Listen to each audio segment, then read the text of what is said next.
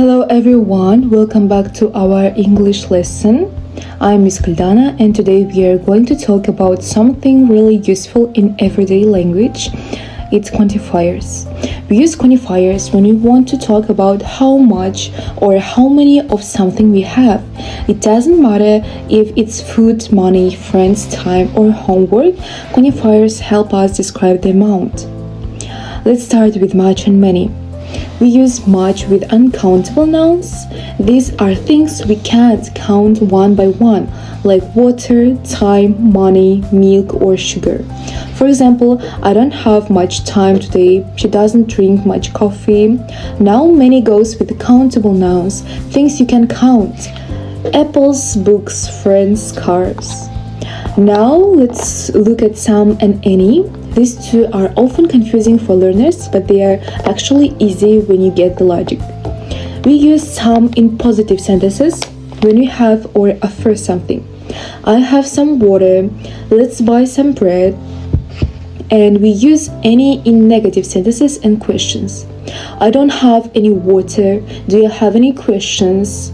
If you are offering or asking politely, you can use some in questions too.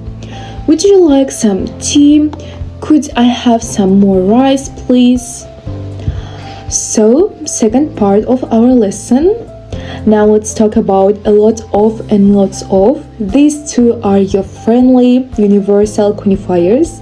You can use them with both countable and uncountable nouns. I have a lot of books. We saw lots of people at the concert. They both mean many or much, but they sound a bit more natural in everyday English, especially when you're speaking. So, little and few. Now these ones are interesting, little and few. They both mean not much or not many, but the small details really change the meaning. Little goes with uncountable nouns. I have little time means not enough time. Few goes with countable nouns. So if you add the letter A, for example, a few or a little, it means little but enough, few but enough, for example.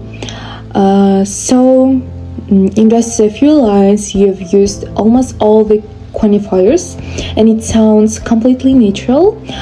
Alright, that's it for today's lesson on quantifiers. Let's quickly review. Now it's your turn. Think of your own examples. Tell us how much time do you spend studying English.